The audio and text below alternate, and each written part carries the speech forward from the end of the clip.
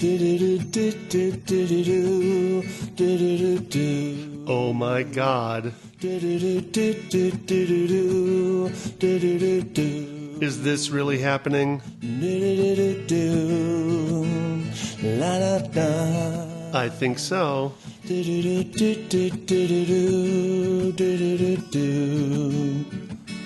Just when I have all the answers, all the questions change. Yeah, that's true. Just when I have all the answers, all the questions change. It's me here in the new house. Relatively new anyway. I've been here for 5 months. Bought it about 6 months ago. But this is the first time I'm recording here in the studio. The echoey studio. I don't know how much the echo is going to show up. I'll find out in the final product here. But I haven't put up any sound baffles, any cushions or any whatever. I don't know the technical words for stuff. I'm not a gearhead. So, I don't even remember. I didn't look it up. I don't remember the last time I did this. I know it was at least over 5 months ago. Did I even record anything in 2018? Maybe in January? I don't know. I don't know. And as with some of these things, I don't even know if I'm going to put this up. If I'm going to put this up, this is an exercise. Getting back to the spirit of this thing being my podcast, that for a while I was doing on a regular basis, regular as far as regular as I can get. I don't know. Here's the thing about regularity, and I'm going to give some disclaimers here, and not even disclaimers, just the spirit of this thing. When I started it, the reason I named it what I named it after a Beatles song, I've got nothing to say, but it's okay, is because I just wanted this to be stream of consciousness. Whether that's interesting or not, that's not up to me. I've had some people tell me, one in particular, actually a couple. I jokingly say that I have 3.5 listeners, and that's about right. At least those are the ones that I know that are friends on social media, Facebook to be specific. And one in particular told me, let's call her Janet, because that's her name. She told me that, when she listened to this, it was interesting, made her think, I believe is what she said.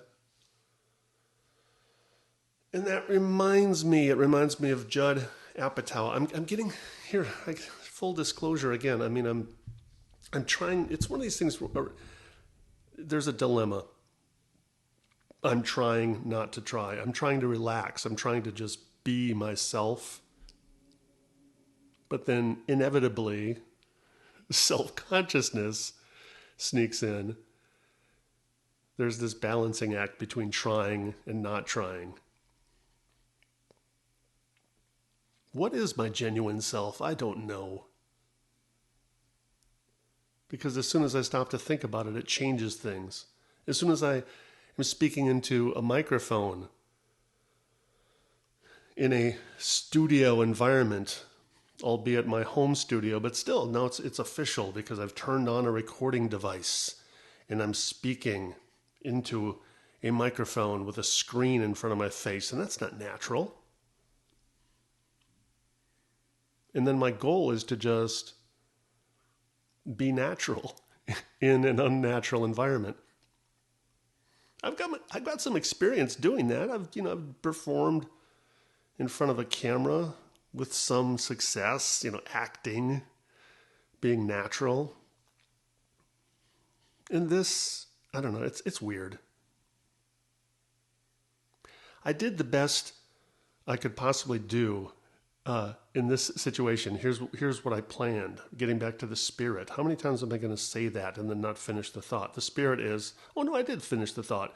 The spirit is to do this stream of consciousness. And for a while, I was doing notes ahead of time. I was doing bullet points throughout the week or days or month or however long I went in between podcast episodes. And I was recording stuff I'd like to talk about, right? And, that's fine. That's one way to go. But today I decided, well, actually, sometime in recent days or weeks, I decided that the next time I do this, I'm just going to do this, whatever happens to be on my mind, and not plan ahead of time. The full disclosure part is that I did kind of start doing a test before I recorded, and I started with the, oh my God, is this really happening? And I did that as just like a take, just to remind myself how to use the Boss Jock app. How to hit record, not how to hit record, how to play the music and turn my voice on and all that. It's not that complicated, but I just had to remind myself.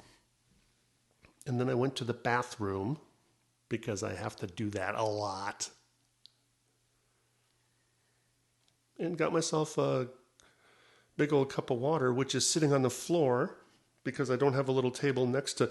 I have this table here that my recording device, my iPhone, is on and the microphone is on. And as a good little geek, a good little techie, I know better than to put water on the same table, even though it's a large table, but I don't want to put water on that table. And so now I just realized, okay, here's something I need for this studio, is I need another little table right alongside of this table, a place to put water. Otherwise, watch, here's what's going to happen. Well, maybe you didn't even notice. I had to lean over to the floor to grab my cup. Now I'm going to take a drink. See, whether I have a little table next to me or not, I'd still have to pause to take a drink. But here's the part I thought might be awkward. But it's not. Is I just had to reach for the cup and put it on the floor, and you wouldn't have even known. So I'm not even going to mention it again. Or will I? Maybe I will. What have I been doing for the last months or years since I did this, since I recorded this? A lot. Like I mentioned earlier, I bought a house.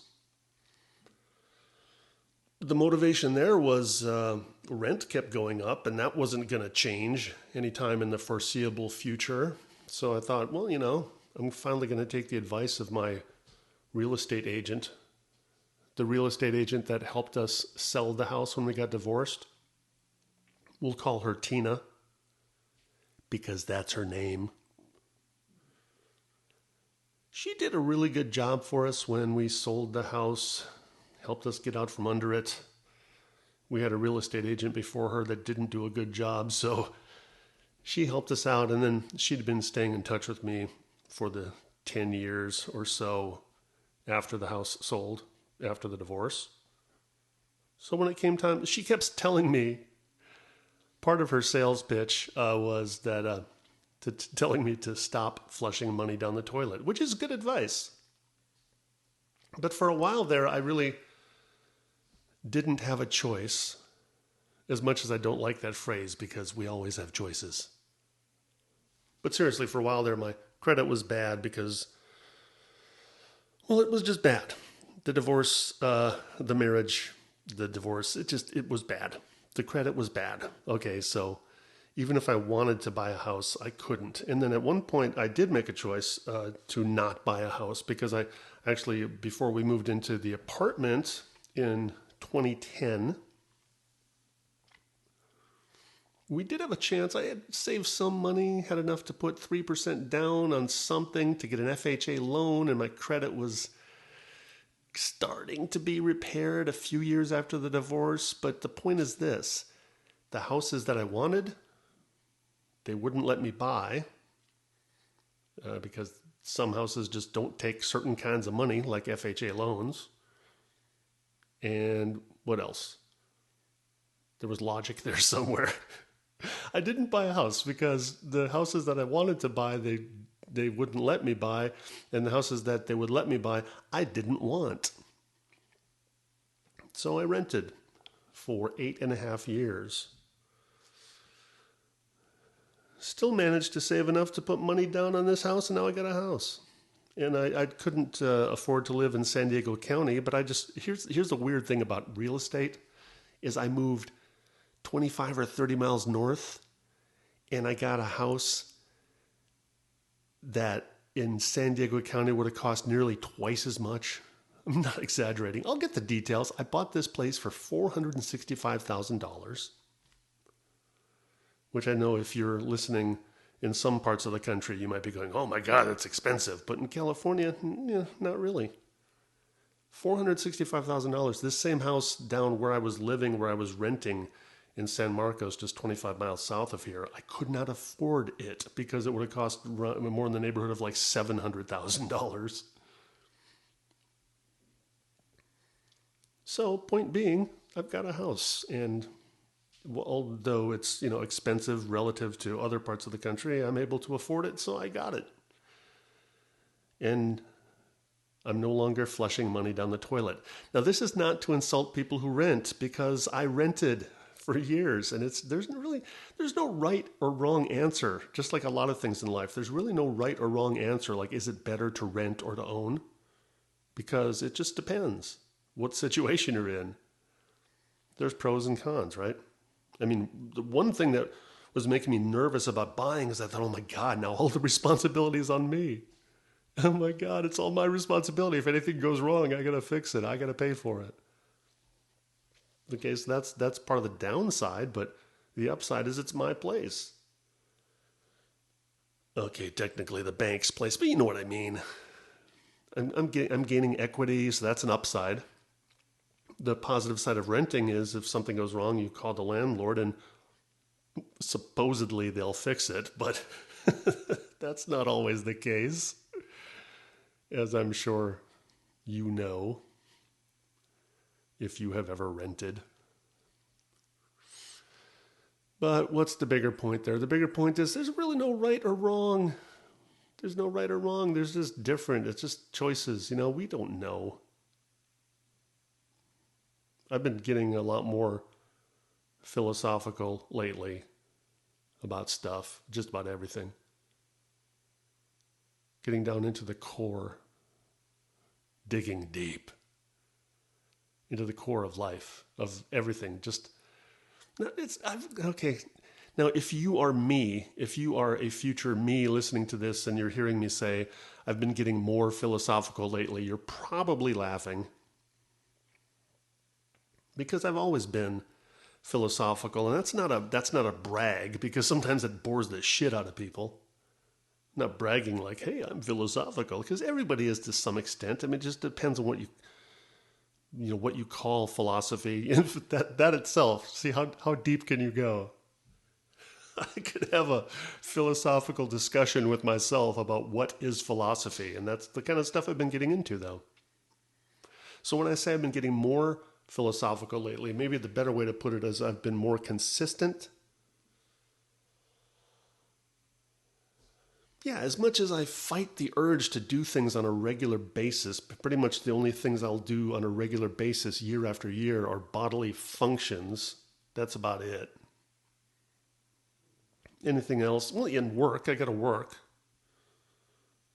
If I want to have a place to live and take care of my children and such. But aside from that, aside from working and eating and sleeping and bodily functions, I'm just not really consistent. And I know that does not make me unique. That doesn't make me unique. As far as I can tell, it's a pretty rare bird that is consistent, does things on a daily basis. I mean, aside from habitual stuff like drinking or shooting heroin, or other things that might be more constructive or destructive. I don't know. The thing is, I listen to a lot of podcasts. The thing is, I listen to a lot of podcasts where there are famous and successful, put quotes around that and italicize it and make it a unique font and make it blink, successful people. And they even say that they're lazy. So it's all relative. I mean, even people who've written several books or produced a bunch of movies, or they have a career that people look up to, even those people go, I'm kind of lazy. It really takes a lot of effort to get me to sit down in front of the computer to write. And this person's written like 15 books. So it's all relative. I'm just saying, I know I'm not unique. I know I'm not unique. I'm making a tongue twister, all on my very own. Twisting my own tongue with my own made up phrases. I know I'm not unique when I say that I don't do things consistently. Part of the human condition, isn't it? Here's the part I've been digging deeper on lately, listening to a lot of Eckhart Tolle. And what I like about Eckhart is he's not so much a egotistical guru kind of guy. He's not the kind of guy who's really doing sales pitches all the time or telling you how to set goals and achieve your wildest dreams and all that kind of stuff. I mean, I've gone in and out. God, more tongue twisters. Breathe. There we go. Breathing. Breathing is good. Eckhart Tolle. If you haven't listened to him, and if you're interested in just getting down to the nitty-gritty of what the hell is going on in my head, in my mind, and my I hesitate to say things like soul and spirit and all that because I don't want to be one of those namaste people and talk about being spiritual. I don't even like to use that phrase. It's about getting down to what's really at the core of it. And one of the things that comes to mind, because he wrote The Power of Now. And I've looked through my journals going back to the decades, and it's kind of embarrassing that how many times I wrote, I'm always here, it's always now, and then I just forget. It's embarrassing, but once again, isn't that part of the human condition? Learn, forget, relearn, repeat, rinse. It just goes over and over again, right? So I'm reading my journals and I'm saying, I've been writing since I started writing my journals off and on since I was 19 years old, and I'm 58 now. Oh my God. How did that happen? Time is weird. The idea that it's always now and I'm always here is not new to me. It's certainly not new to humanity because this goes back to all of the writings from Buddha and Jesus and all the messiahs and the ancient Greeks and the Romans. They all had that in their writing. There were some thinkers thousands of years ago who came up with that. And surely somebody came up with that before those thinkers wrote it down. Stop calling me Shirley. But Shirley, come on. And think of all the writing and thinking, all the thinking that's been lost to antiquity because it either didn't get recorded in one fashion or another, or it got lost, burned, burned by somebody like the Library of Alexandria. It's not news. It's always now. I'm always here. So what's different this time? I'm wondering. My daughter, Autumn, let's call her Autumn because that's her name. Is that the third time I've used that joke, so to speak? Is that a joke? She asked me, so when I said that, yeah, I've felt that before when I was in my 20s. I've thought about that and I've felt it and I read it either from Alan Watts or, because Alan Watts was a Western, a person from England, some part of England, a Western mind. He was teaching Eastern philosophy to those of us in the West. I got introduced to things by him maybe before that. Where was it going? Oh, I remember. Here. I was going here. So Autumn asked me, what's different? She asked me, was I fooling myself back then? Did I think, she asked me, do you think you were fooling yourself back then when you were in your 20s and you felt like you were having moments of enlightenment or awakening, whatever word you want to put on it? And I don't know. Was I? Maybe I'm sure I caught glimpses of it. Some people theorize. Theorize. I don't need to use that word, do I? Why not? What the fuck? Some people say that we're born with that knowledge, that childlike, when we're children, we're in the now, right? Now, when I say some people theorize about it, it's just because I question everything now. What do we really know? Do kids really have a clue? One way of looking at it is, yeah, kids have a clue, and then what we do is we fuck up the kid's mind by filling it full of words. And then the kid starts having this cloud of words that's separating the kid's mind from the present moment. That happens in the first few years, and then that cloud is just there as the child grows up, and then we become adults that have that cloud there.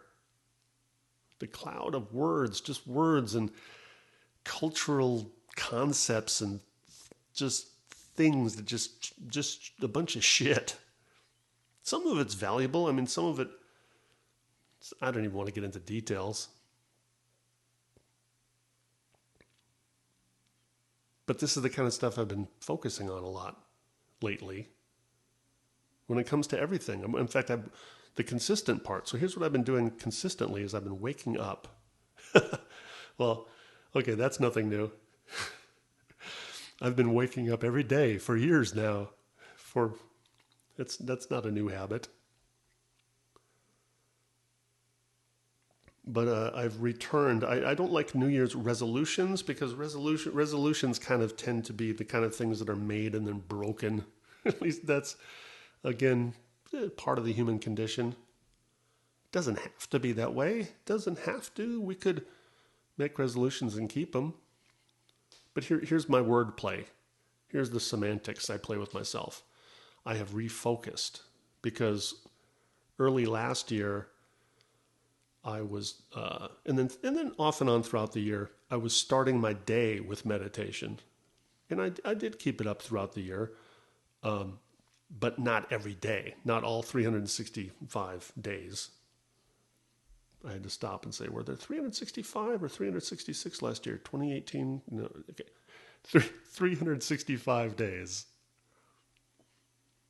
But, I kept it up throughout the year, but not every day. So then I thought, well, let me refocus and make this, just remind myself when I wake up in the morning, before work, before I get swept away. Speaking of things that just get crammed into your brain, these cultural things, this work that I have to do. I have to? This work that I choose to do because I'd like to have a place to live. How about that? I don't hate my job, but it's not me. And I like to remind myself of that. First thing in the morning. And one way to do that is to meditate first thing in the morning. That could work for you, maybe not. I'm not suggesting, I'm just saying. Anybody who does meditate, it's recommended to do it consistently at a certain time of the day. For me, it makes sense to do it first thing in the morning. Some people like doing it midday. It doesn't matter what some people like to do. There's so many choices. You can do whatever the fuck you want or don't do it. God, why the hostility? I'm talking about meditating and presence and enlightenment and awakening, and I'm starting to get pissed off. Oh, no, I wasn't really getting pissed off. It's just that my tone just changed for some reason. So I've been starting my day with a little me time. And it feels good. And then throughout the day, see, the meditation, here's the thing about meditation for me anyway, is that it's not just about that 10 minutes. I choose just to do 10 minutes. I don't sit there for an hour or two or three or cross-legged on the floor. For one thing, I can't sit cross-legged because I'm just not flexible enough. But aside from that, I do a 10-minute session. That's just something to get me wherever, get me here. Something to get me here, get me now, get me into now and here. And then, of course, I'm going to drift in and out to past and future and doing work and all that. It's fine. It's not about forgetting the past or not thinking about the future. At least this is what Eckhart Tolle says, and a number of philosophical teachers have said. It's not about forgetting the past or not thinking about the future. It's about just shifting. It's about spending more time in the here and now. And take glimpses of the past and the future, but spend more time in the here and now. Because otherwise, what happens is, if you keep thinking about, oh yes, in the future, things will be better, that never happens, because the future never happens. It's always here, and it's always now, and you're always here. So when you get to the future, it's still going to be here and now. So if you're always looking to the future as being this place where magic is going to happen and things are going to be perfect, or your life is going to be better, it never happens, because you never get to the future. It's always here, and it's always now. And I don't know why it is that Eckhart Tolle's words have resonated with me more than some other people's, but they have. One simple thought, and here's a dilemma or a paradox. I'll tell you what it is. One simple thought is that I am not my thoughts. And the reason I say that's a paradox is because that in itself is a thought. But what I think the way Eckhart dissolves that paradox is by saying that a thought is just a pointer.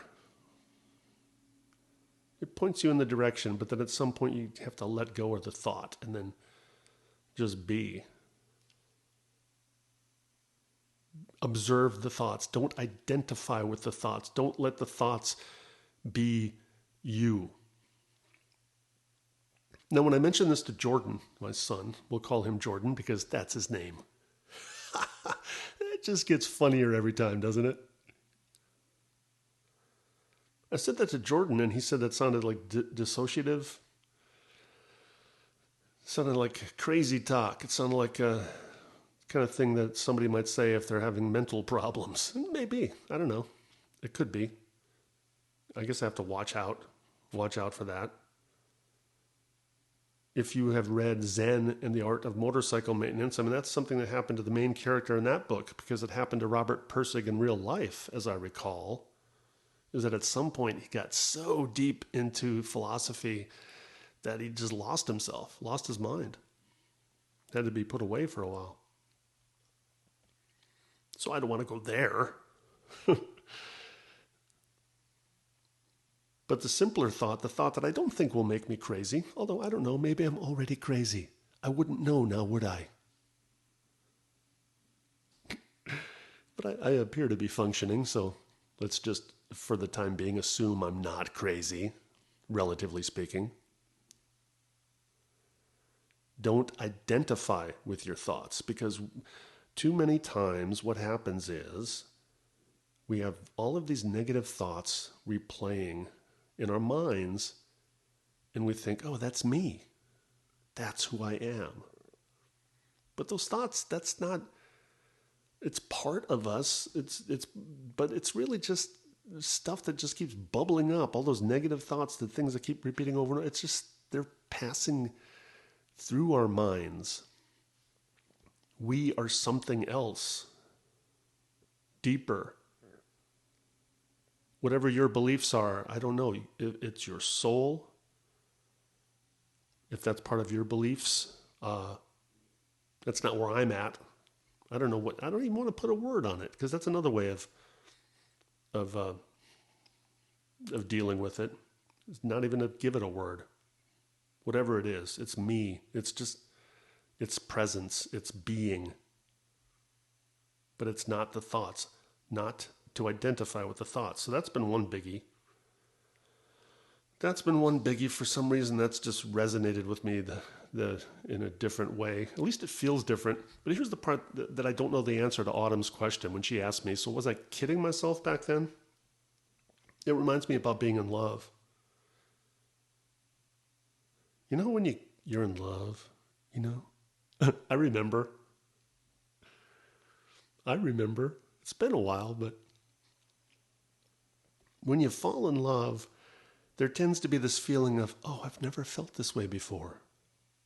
Even if you've been in love several times, even maybe been married multiple times, you'll go, oh, no, but this time is different.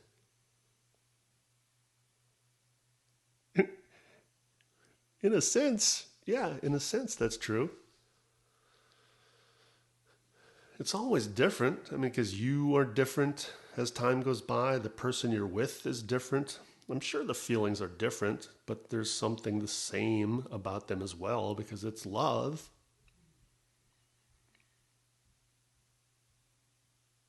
So how about this? How about this feeling? This feeling that I have now that somehow I've tapped into something different. It's not like I feel like I've totally found the way or reached enlightenment or it's not like I'm done. It just feels different. I'm hearing some vibrating. I don't know, is that Jordan making something? I don't know if the heater went on or maybe Jordan's using the food processor. Do you hear that? It's all vibrations. It's just vibrations. I'll continue. Isn't everything vibrations? There's another thought that's not new. So yeah, that's where I've been at. I've been thinking about making sure that every day I have some time set aside, preferably in the morning, and so far I've been consistent with that for a few weeks now. And even towards, in the end of last year, I was being pretty consistent about it. And then my going to bed ritual has been listening to different philosophers and mainly, again, Eckhart Tolle. And I don't want to keep repeating his name to the point where you get sick of it. Because that's sickening. I mean, when anybody starts spouting about whatever it is that they're into now, like veganism or vaping or whatever the fuck, those two pop into mind because people can be insufferable. We can. Can't we? I don't want to be that way. I hope I'm not sounding preachy. I'm just saying what's going on in my head. Ironically, I'm saying, I am not my thoughts. Then what is this coming out of my mouth? That sounds disgusting. But that's where that surfing thing, I mean, I don't know. I'm kind of surfing in between the part of me that's thought and the part that's not thought. And where is this coming from? I am me apart from my thoughts, and yet when I'm speaking, these are thoughts. But somehow I'm the director. I'm picking and choosing what to say. But when I'm talking, I'm not really picking and choosing. It's just coming out, and it's kind of weird. And even as I think about it now, it's just weird that I can keep talking and just words come out, right? Yeah. So when this is the part that I know if you are a future me and you're listening to me talking about being more philosophical these days, I've always been like this. This shit can get kind of boring. On the other hand, our 5 fingers. On the other hand, what's more important than this? Certainly not politics. And I am not going to get anywhere near that right now other than to say the word. That's the kind of stuff I'm staying away from, is to say, fuck that. That's not real. All of that shit, all that cultural stuff, all of that stuff that we get sucked into, that we can get sucked into, that can consume our lives. And granted, yes, sometimes it actually does impact us directly and we can't help but be sucked into it. But for the most part, it's just a bunch of bullshit chatter, endless chatter. So speaking of thoughts,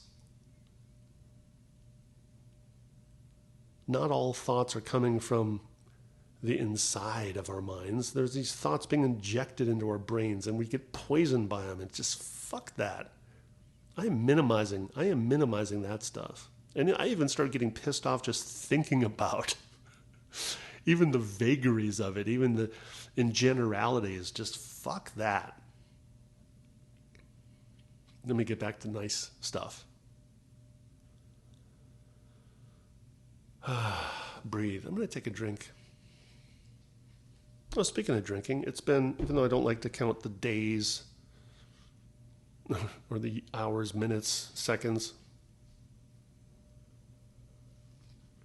it's been about 3 years since I stopped drinking alcohol.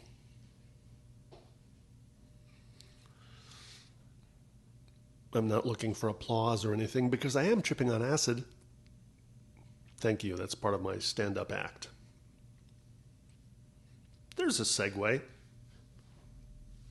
I'm still doing stand-up now and then, not consistently. Getting back to the pattern of not being consistent with things. Stand-up is something I'm not consistent with. I still think about it now and then, and I go up now and then. But when's the last time I went up? I don't know, a few weeks, whatever. A month. I'll go months without going up, and then I'll go up couple times a week or go up weekly, and then I'll go months without going up. But it's always just somehow lingering. Even when I'm not going up, I'll come up with some ideas and write them down in my phone, in my notes app. But what if I never perform again? Who cares? I enjoy it. And just like this, I mean, this is performative, right? I was just listening to Bo Burnham talk about his movie 8th Grade, and I haven't seen it yet, but I'm going to watch it maybe tonight. But he was talking about that, what it's like to be a human alive on planet Earth at this time in history. And specifically young people, because there's just this performative thing going on. And people my age are doing it too, but it tends to be even more so for people much younger, that there's this multi-layered thing going on, this performance. I mean, being a teenager is always tough anyway. They're always judging and being judged. I mean, we all are. But being a teenager, being a young person, it's harder, generally speaking. And so now there's this performative thing that even the private thoughts are being put on YouTube or other. I'm not going to be able to say it as well as he did. But there's a point there. Or there's not. I'm going to watch the movie. I lost my train of thought, which is fine. I'm doing this. There was some connection. I'm performing now, even though I'm in the room by myself. Even just having the thought that I might upload this for my 3.5 listeners means, I'm performing. And even if I'm just doing it for me to listen to in the future. Oh, there's a segue. Another thing I've been doing consistently, I've been journaling, which ties into another thing I've been doing consistently, which is reading Daily Stoic, both the newsletter and also the book. Because part of Stoicism involves daily journaling, preferably first thing in the morning and at the end of the day. So I haven't been doing it exactly always first thing in the morning, at the end of the day. But I've been writing a lot. And back to writing pen to paper because it's different. And I had done that for years, but then I got out of that habit because electronic things happened. So I would file away different emails in folders called journal, but it really wasn't journaling. It was just stuff I was sending to people, and then I'd go, oh, that's an interesting thing. I'll journal away, but it's not the same. Because the journaling is something that's for me. And this could be journaling, but it's not the same. It's not the same because there's certain things I wouldn't say here that I would write to myself. As much as I'm trying to be open and just stream of consciousness, I mean, there's certain things I'm going to keep to myself. We all have those things. I'm filtering now because I'm obviously not going to share those things. I'm just asking you to think about those things that really you don't share with anybody. So journaling is different. And even though, when I'm journaling, it's not necessarily always every day going to be something that I don't want to share with people. It's just that my intent is not to share it with people. It's for me. There's some crossover, though, because some of the stuff I'm talking about now, it's what I'm journaling about. Here's a big issue. My hair and beard. Yeah. I posted today on Facebook and Instagram a picture of myself, and along with a statement, something to the effect of, while the world struggles with the economy and global warming, I'm focusing on whether or not to trim my hair and beard.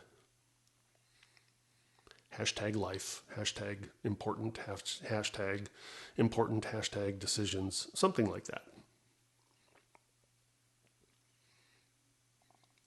So I actually journaled a few pages about this because of the absurdity of it. On the one hand, appearance is important. We judge each other on the way we look. And right now, I look, I've got a big, my beard has never been bigger. My hair is pretty long. My hair might have been longer before, but it's pretty scraggly. My beard is scraggly. But part of me thinks I don't give a fuck. Part of me. But I obviously do. I obviously do give a fuck, or I wouldn't be talking about it right now, and I wouldn't have journaled 3 pages about it.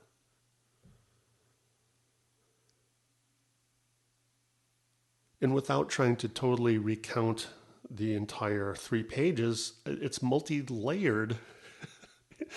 Oh God, that makes it sound so grandiose. But there's a spectrum. It's everything from I don't give a fuck to I really do care. The truth, as with many things, lies somewhere in the middle. On the one hand, appearance isn't all that important, right? Right? Do I really care what the person at Ralph's thinks about me? Yeah, I guess to an extent, but on the other hand, no. I don't know. And just as I was talking about something earlier, I remember the renting versus buying a home. There's no right or wrong answer. Same thing with my hair and beard. There's no right or wrong answer. Several years ago, I was clean cut, right? My hair was not totally, I wasn't totally clean, shaven down to being bald, but even when I went to the barber, it was was it 2/8 of an inch, 3/8? It was a fraction of an inch. It was shorter than an inch all the way around. And my face was clean shaven. I got headshots to prove it. In fact, that's what recently made me think about that is my first Facebook. There was this thing going around Facebook saying an aging challenge or how has aging affected you or something like that. But it was 10 years. I went back to my first profile picture that I could find on Facebook. and it was a headshot. Clean shaven, fraction of an inch hair on top of my head, totally clean shaven face. Doing my best blue steel. And then now, 10 years later, big old scraggly looking dude. This feels more natural to me. I guess that's because shaving is not natural. So of course this is more natural. This would be like, this is what I would look like if I were living in a cave.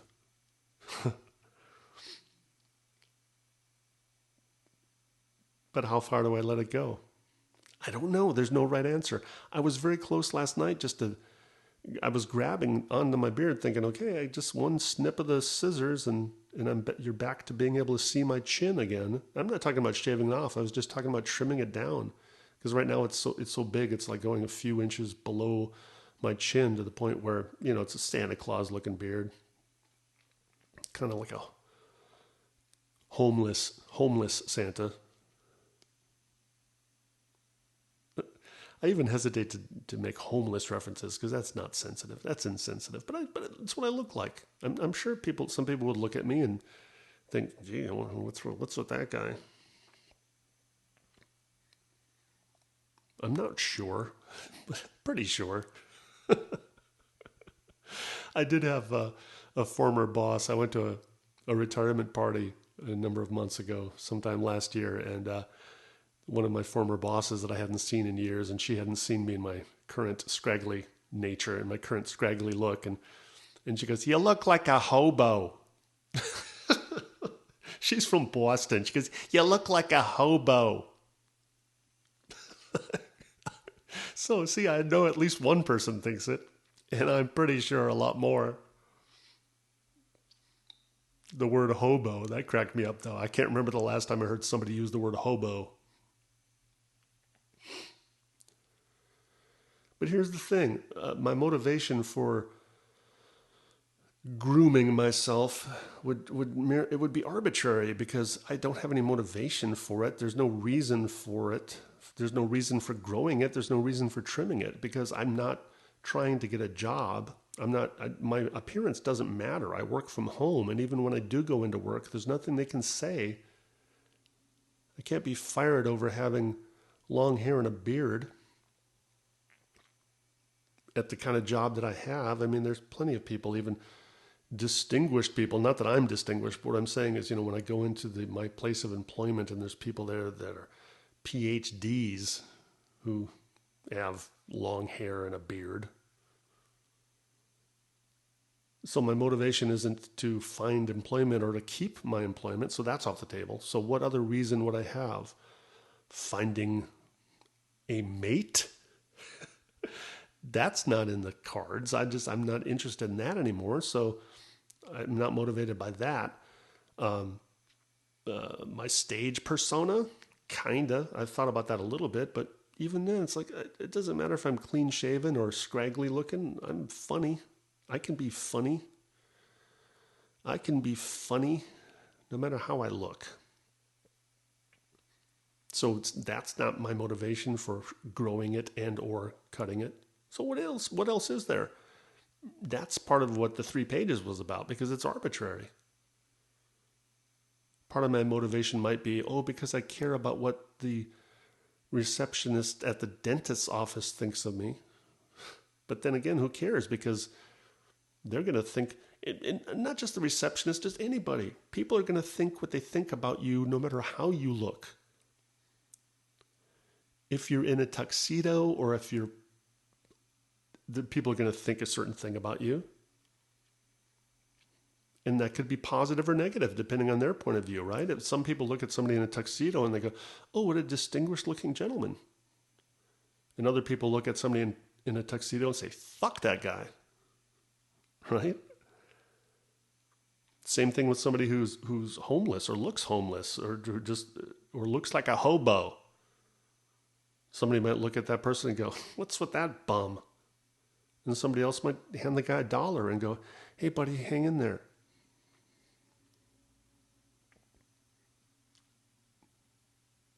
So on the one hand, it's superficial that I should be spending so much time thinking about my appearance and whether or not I should keep my hair and my beard long and how long I should let my beard grow. It's superficial, but on the other hand, it's also helping. It's a meditative exercise here. I'm thinking about it, and it's important. It's not important. Is it important? Yes. No. It's all true. It's all false. I'm using it. I'm going to keep my hair and beard the way they are right now, and eventually, I don't know. I'll just let it keep growing down to my ankles, or I'll cut it at some point. I don't know. In the meantime, I'll use it as a meditative tool. Speaking of that, that's another thing that Eckhart said recently. Actually, he didn't say it recently. I listened to it recently because yesterday I lost my temper. Not like full blown, but we were at the dentist and it was just this minor thing, and that's what pisses me off about my behavior is my son had zipped his jacket in such a way incorrectly where it got out of alignment and he couldn't unzip it, and I eventually was trying to help him, but not in a calm way, because I knew that he had to go into the dental chair to get a filling in a few minutes, and I was frustrated because the zipper was stuck. And at some point I just yanked it and broke a couple of the teeth of the zipper. And it wasn't that upset me. What upset me is the way I handled it. Even just talking about it now, just see, because here's the thing. If you don't know me very well, if you are not a future me, I used to lose my temper a lot more. It happens so rarely now that it's worth noting. And I know I'm not imagining that I've gotten better at this, because I just know. Some things, I haven't recorded it. I haven't been keeping track. I don't have the metrics. I don't have the data to back it up, but I just know it. It used to be that there usually wouldn't be a day that would go by, and definitely not a week, where I didn't just lose my shit over something. And now it just hardly ever happens. And when it does, I have zero tolerance about that. I don't give a fuck about the lizard brain and that I'm a human being and all that. Maybe striving for perfection isn't realistic, but I'm going to strive for it because it made me feel like shit. I did not like the way it made me feel, the way it made Jordan feel. I could tell by the look on his face, that I was treating him like a child in public in front of other people. And then that's the part that started getting to me as well, is then I was starting to worry about how I looked, or how the people might have been thinking about me. Fuck that. It's about Jordan. It was about the fact that I made him feel bad, and he's already got social anxiety anyway, like all humans do. But I mean, he really does, and it's a lot of progress for him, even just to get out in public and to interact with people. And me, like an asshole, I go yanking on the jacket, and then I fought the urge to throw it across the room, and I didn't. And even the picture that I'm painting to you now is like, in my memory, it's like it's not that I was like raging. It's just that I was, not being nice. I was just being. It was bad enough. It doesn't matter the extent. It doesn't matter how bad it was. It was bad enough.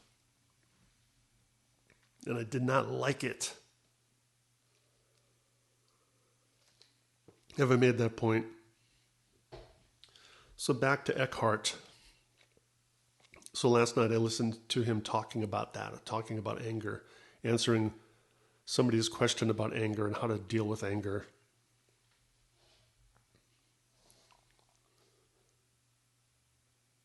And again, I've lost my point.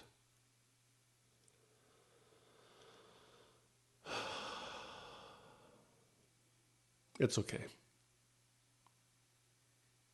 All I can say is that he helped me again. I'm pausing. He does that a lot. It helps. I'm even thinking about doing that more when I do stand-up. I actually did the last couple times I went up. And you wouldn't know it by listening to me talking for the last 55 minutes or so, because I think I've been maybe talking without pauses, or I've been pausing. I don't know. I'll listen back to this and see. I'll do my post-mortem.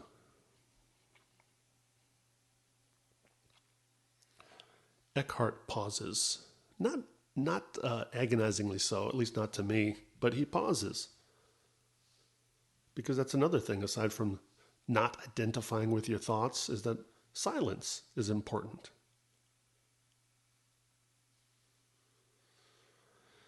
Anger.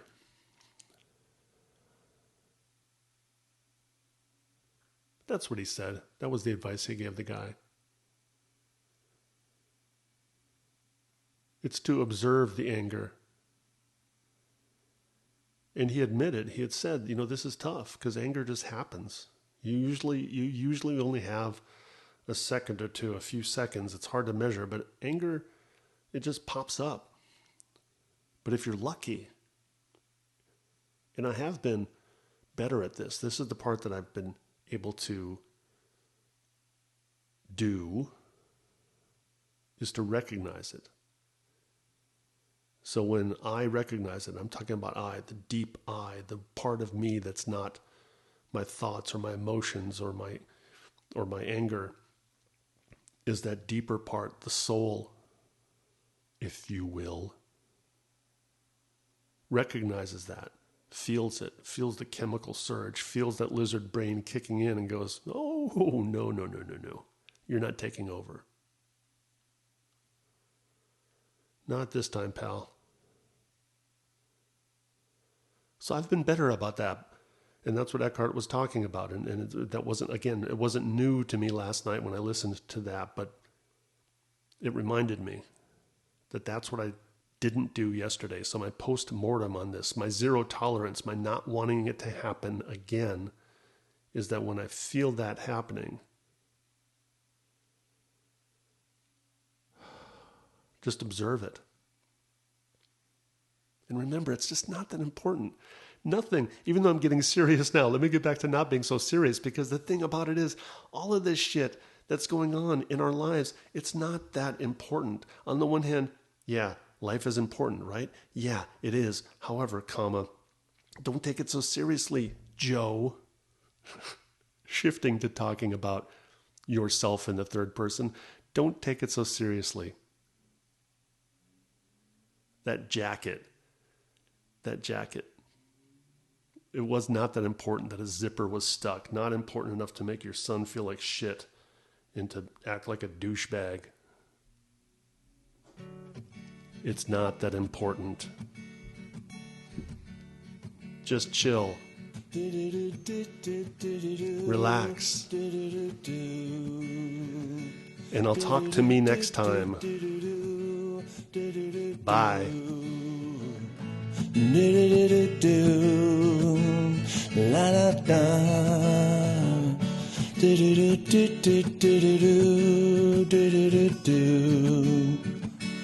Just when I have all the answers, all the questions change. One day the world looks so normal, next it looks so strange. Looking over the ocean on a sunny day. I'd like to stay here forever, it would be okay. Do-do-do-do-do-do-do-do. Do-do-do-do. Do-do-do-do-do-do-do. La da da da da. La da da. Do-do-do-do-do-do-do. Do-do-do-do. Life will continue to change. You gotta get used to it. You know it's all part of the game. You win and you lose to it. You gotta get used to it. do do do do do do.